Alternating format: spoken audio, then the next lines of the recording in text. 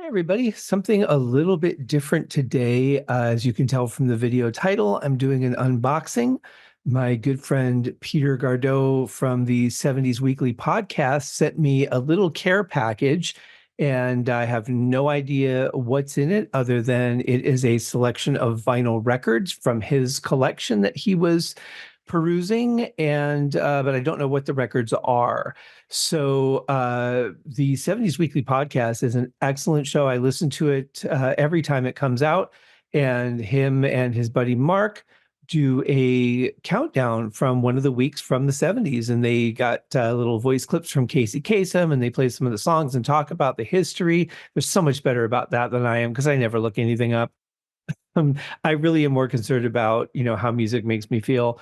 But anyway, that is their show, and you should check it out. Great podcast. It is audio only, but it is on one of your, whichever your favorite podcast is. I listen to it on Apple Podcasts because that's the app that I use, but it is all over the place. And yeah, sometimes Nate and John from the Deep Purple podcast drop by and they do a show together. It's a lot of fun. We've all been on the Deep Purple podcast together as well. So that's how we all know each other. Have not met Pete in person. Maybe one day. You just never know. So here is the box. First of all, let me tell you something. This is a hand constructed box. And I can tell you that the quality on this is absolutely fantastic. Now, here's how I know that. I don't know if you guys know. I was once the manager of a warehouse of a chain of music stores in Colorado. They still have one store in Colorado Springs.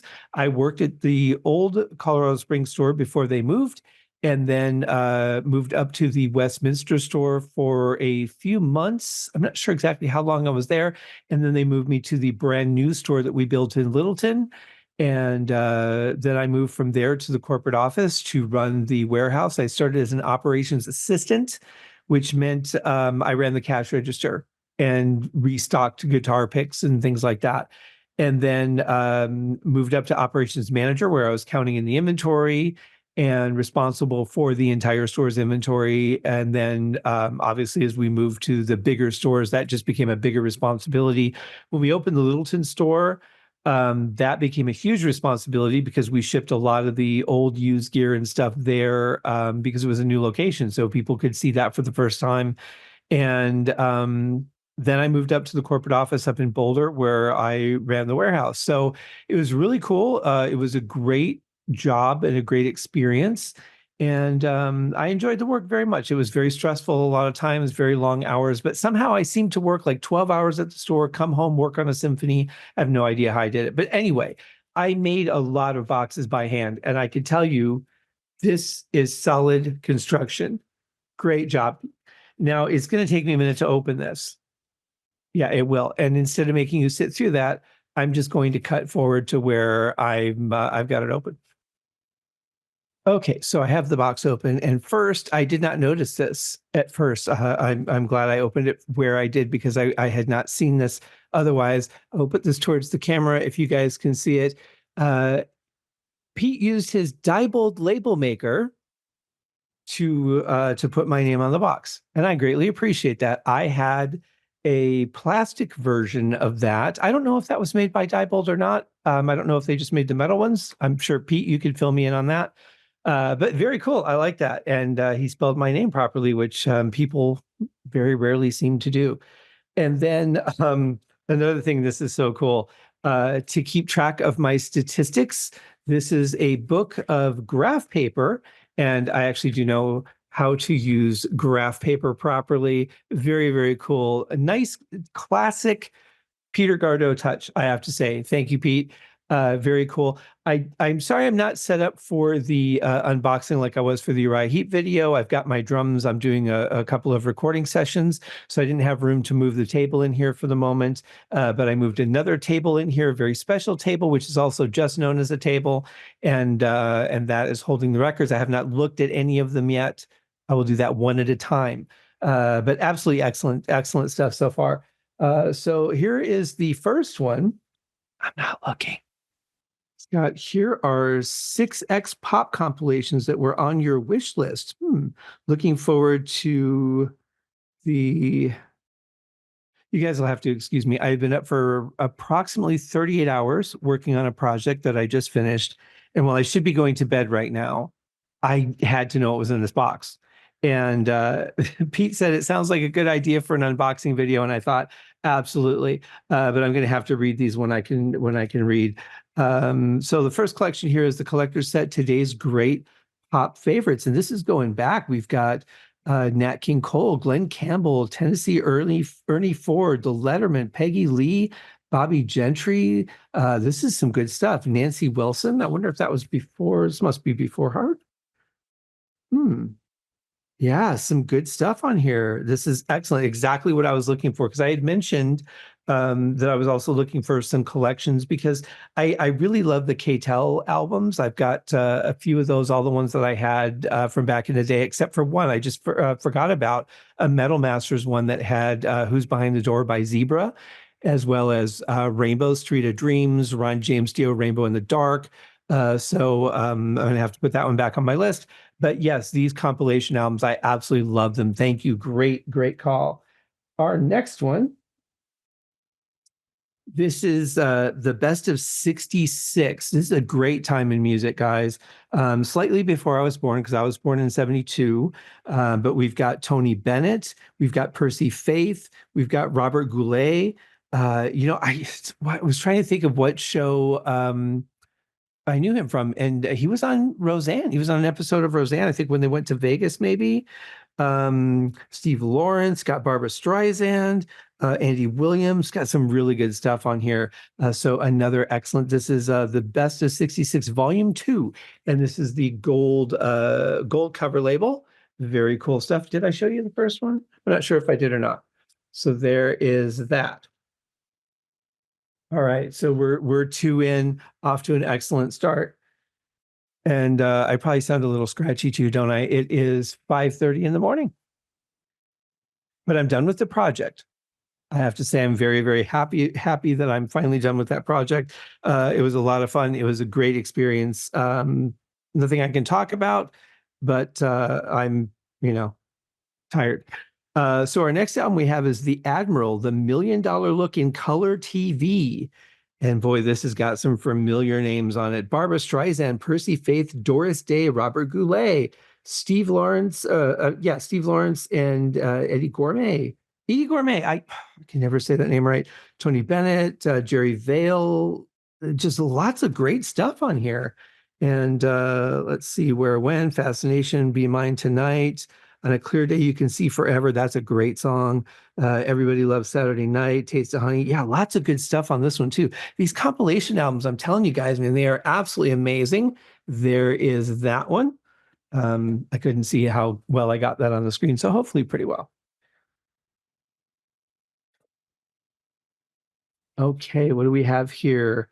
What's New Harmonicats? I'm not familiar with this one.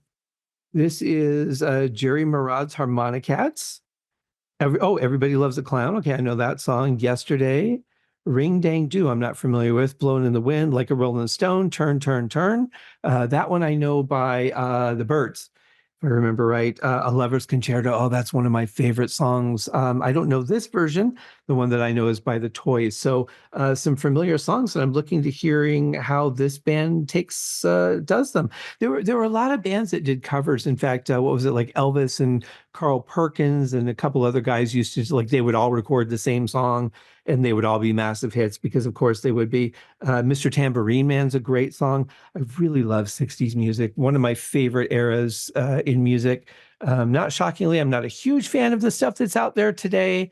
I don't know if that's just because I'm getting old or I've become a curmudgeon, or because it just, with the stuff that I grew up on, it doesn't have the same heart, the same honesty. Everything's so perfect now.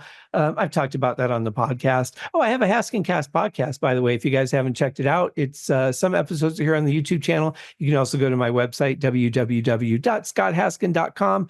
Click the podcast link, the main podcast link, and that will take you right to it. So you can also find it on Apple Podcasts and all places that podcasts are available.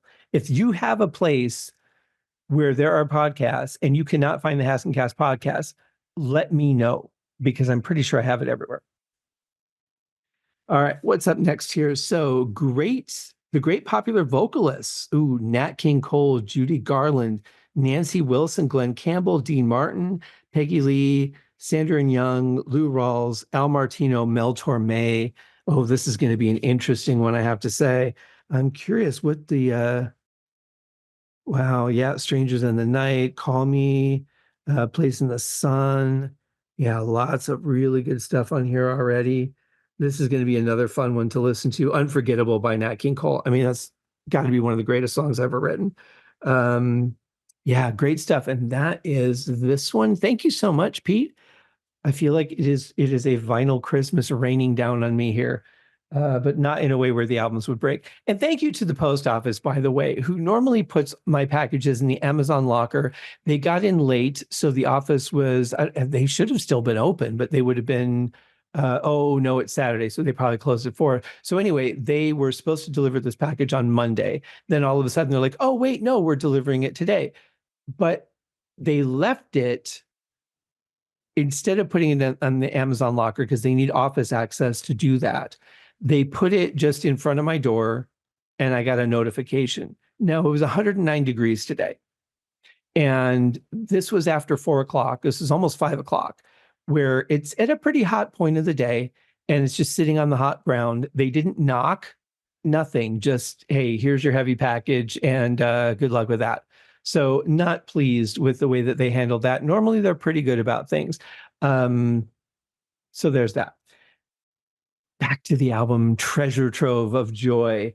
Here we have, the fabulous 50s. Now, I have not gotten into the 50s a whole lot, so I'll be excited to dig into that era a little bit. This is a double album.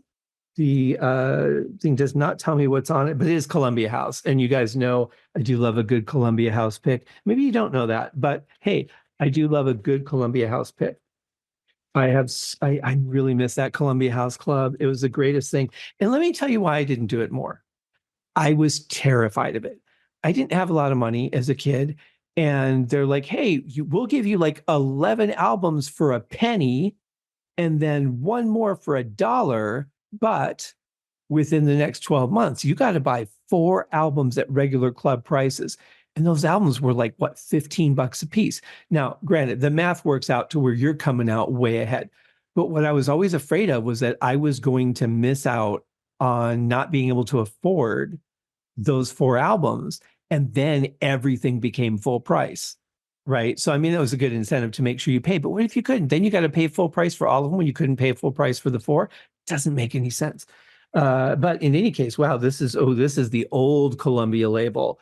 That is a gorgeous label right there, I have to say. And let's see, these songs are written kind of tiny here for my tired eyes. Bewitched, I'm not familiar with that. Yeah, don't know these songs. And I dropped the slipcover. Of course I did. I think this is the most exhausted I've ever been when I've recorded anything. So I'll have to dig into these song titles when I can see a little bit better. You can hear even how dry and scratchy my throat is getting. But yeah, 50s music, that's cool, because I've wanted to expand into that since I'm so big on the 60s and the 70s, and I haven't. So this is a great opportunity to do that. And with a double album, very, very cool. And here is that. Excellent. Feel so spoiled.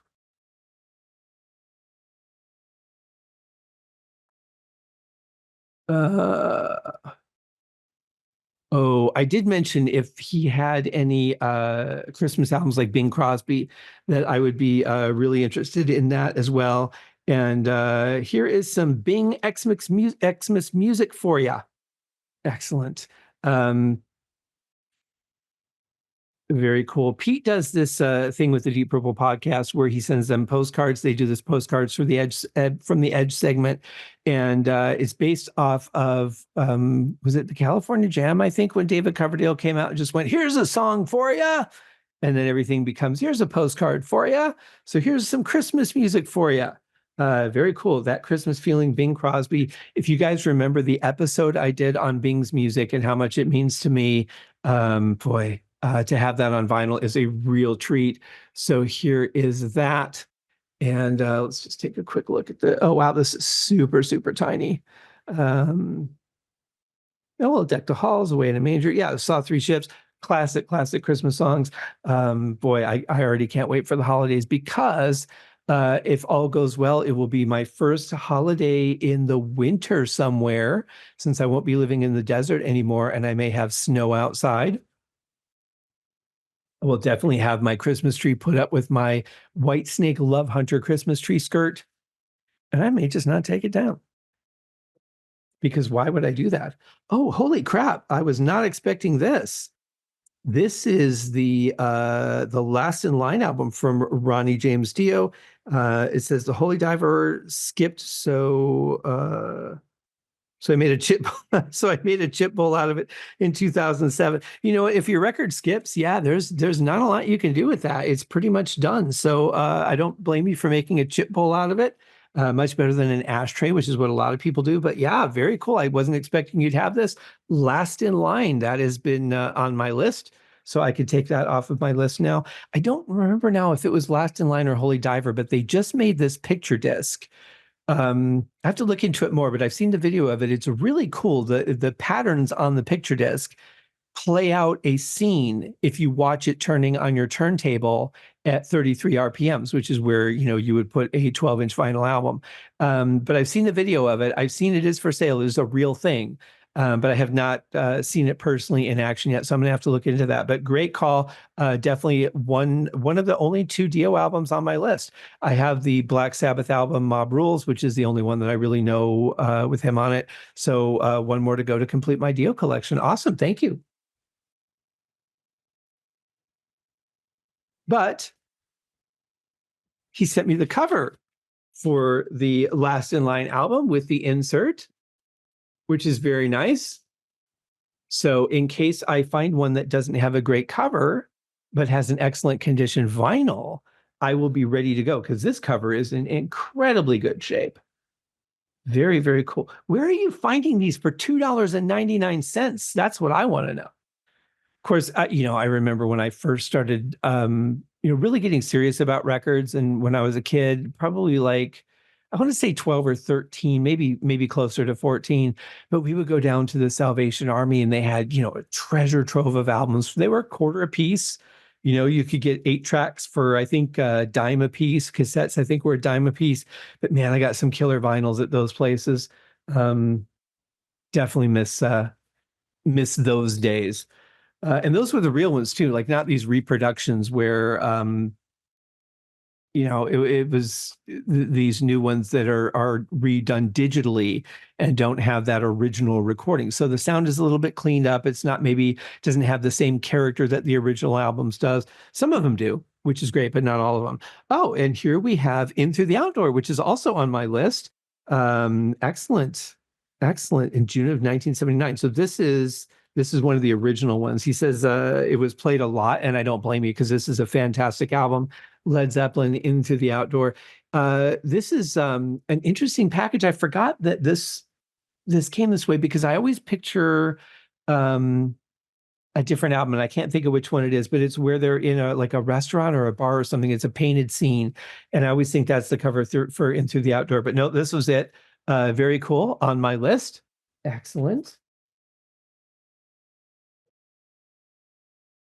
Here we have an album by a band called NRBO.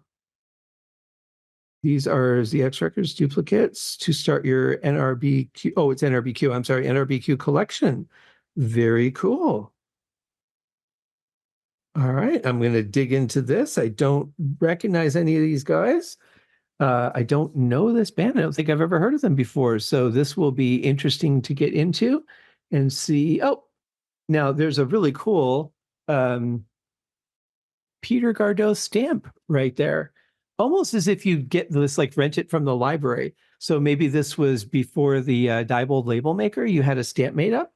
I don't know. But yeah, this will be fun. I don't know these guys. I'm not familiar with them. So maybe I know a song and I just don't know it's them. Always exciting to check out new music, especially when it comes from someone who has similar tastes. Like the stuff that they play on the 70s Weekly podcast is stuff I love. I mean, I grew up in Motown. I remember so many times driving by the Masonic Temple, but I never got to see a show there, which is a crime. Really, it's well, I mean, not like, a jail type crime, but a crime nonetheless. And another NRBQ album, Kick Me Hard, which, some people pay extra for that. So that's pretty cool. And we have that right here. Very cool. And again, don't know these guys, so I can't comment too much on it. But I will have to do another video after I've listened to these albums that I'm not familiar with, and see what I think, or maybe they'll end up on a podcast at some point. All right. So as we're winding down here, let's see. Again, my eyes are just so tired right now. It's hard for me to read. This is Nixon's Head. Have not heard of that.